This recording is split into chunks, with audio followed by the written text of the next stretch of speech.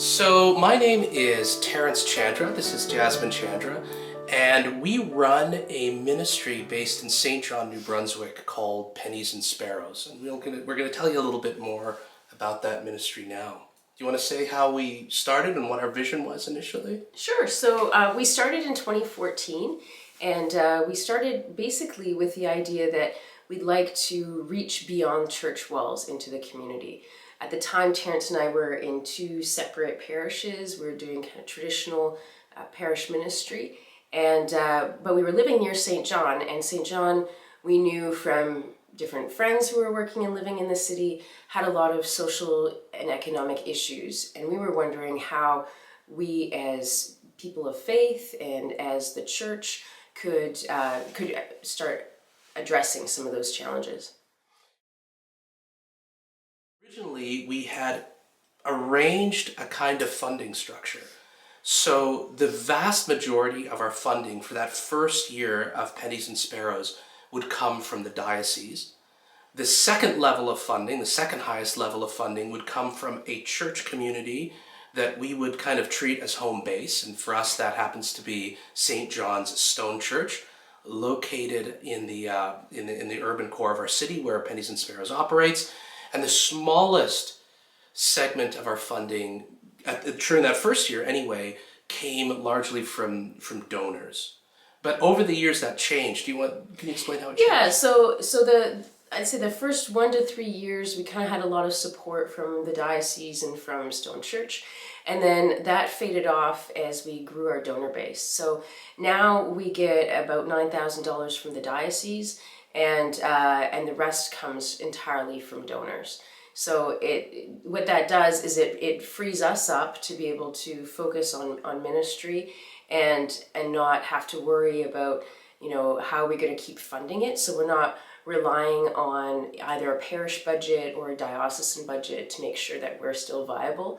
We know that we can keep going for as long as we want, because we have this donor base that has grown and expanded over the years and which continues to grow and expand. So it would have been possible for us to do this ministry independently of any church body, but we wanted to be associated with the Diocese of Fredericton because I think that's a better biblical model. So when Paul and Barnabas, for example, launched their first mission, they were, in a sense, given permission and authority by the larger church to do so. And they had kind of a home church, which was the church in Antioch, which prayed for them and supported them. And for us, we have the support of Stone Church, but again, we also have the support of the diocese as well. So we have this whole family of faith that in a sense gives authority to the kind of work that we do and permission for the work that we do and keeps us accountable too. Yeah, so when we initially started the ministry, so this was 2014, our very first day, what we decided to do was connect with as many nonprofit organizations, churches, and parachurch organizations that were working in our neighborhood. And there were how many would you say? There are about 40 that we visited in the first, I'd say, 6 months. Yeah, about maybe even more than that. Yeah. And when we met with representatives from these different organizations, we asked two questions. The questions that we asked are, what do you do? What is your mission? What is your role here in the community? And the second question that we asked was how can we help? We were very intentional during those first few years to not start ministries of our own, largely because we didn't know the neighborhood that well, and we felt that we wanted to learn from other people before we actually started doing work that could be considered innovative. So by asking those two questions, what kind of work do you do and how can we help, we had this wonderful opportunity to really get to know the neighborhood better, because we actually ended up volunteering with them. We volunteered with what they call here the food basket, which is like the local food bank. I volunteered reading, coaching literacy at the local elementary school. Just trying to think of what else we did. You taught English, and you started teaching English. Actually, that's a big part of the story. So I have a background in English as a second language, teaching ESL. And one of the first things that I did was I partnered with an organization called the St. John Newcomers Resource Center, and I started just teaching a weekly English class. And that turned into a pretty significant ministry, and I can say more about it later. Just where did you volunteer? Yeah, so I volunteered with different neighborhood organizations. So with Pulse in the South End, which is a kind of local group serving the community. And I volunteered on a couple of boards, the Elizabeth Fry Society, which serves women who are in incarceration or leaving incarceration. And I served on a inner city youth board, as well as there's a youth shelter organization that was getting going, and so I served on that board as well as a youth shelter. So the next topic we were asked to address was the community impact of our ministry. So from what I understand, that basically means what kind of ministries we offer to the neighborhood. So I mentioned earlier that I have a background in teaching English as a second language, and that I had partnered up with a local organization to teach an adult English language class to, I want to say, about 5 or 6 people. Well, that managed to grow into something fairly significant. So we started actually hosting the classes at our church. And there were enough people interested in the classes that we expanded beyond just one class, like me teaching intermediate English, and we hired somebody to teach beginner's English. And so we ended up having 2 classes, an intermediate one and a beginner's class as well. And I actually launched, if anyone was interested, I launched a English language Bible study.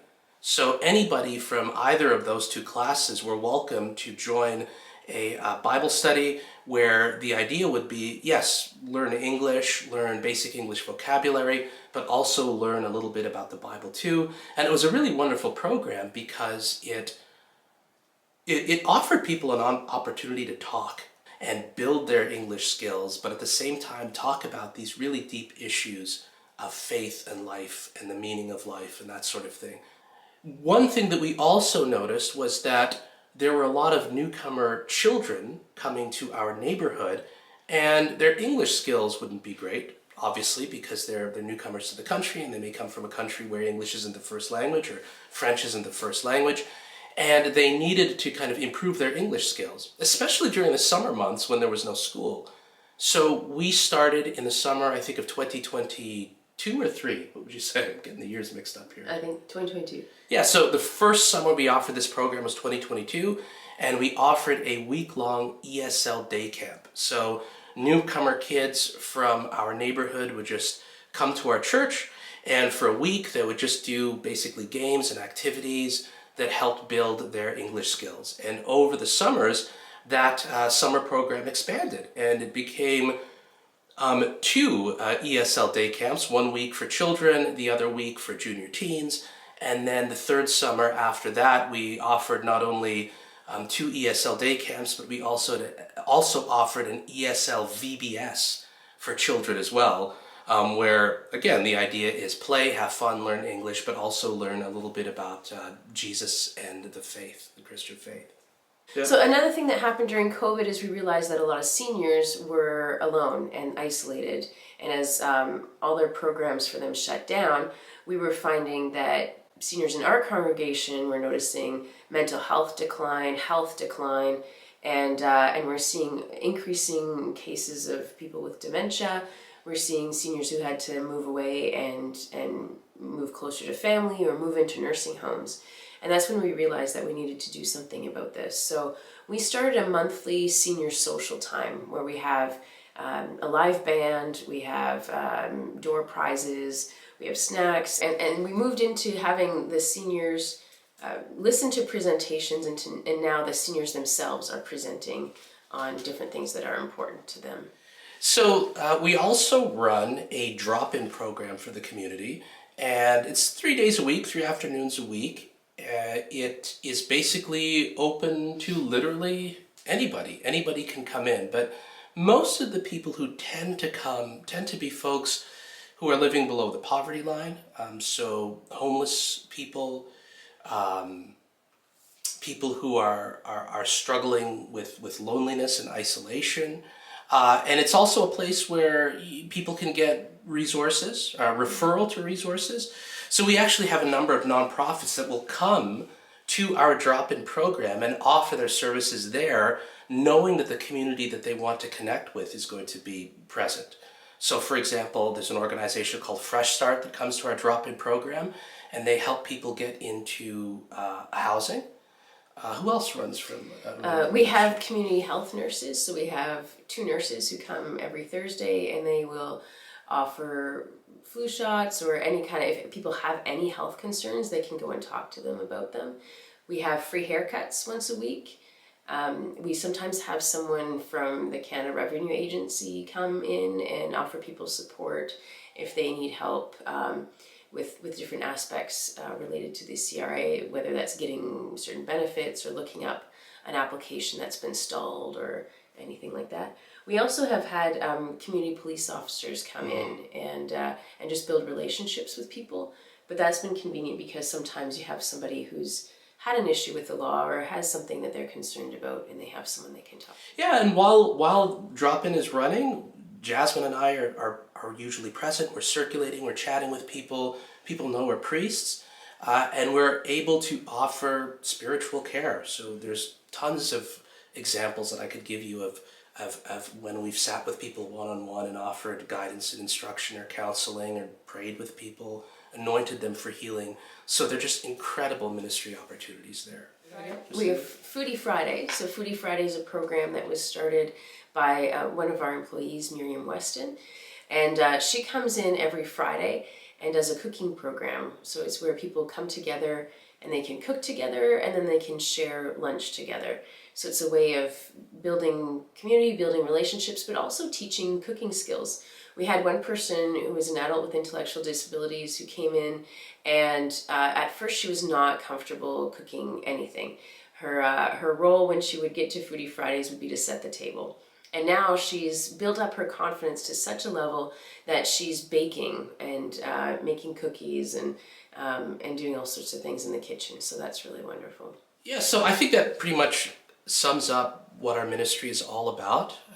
If I could close with anything, I would have to say, we're both really grateful for the kind of work that we do. We're thankful to God because we find our ministry to be just immensely rewarding.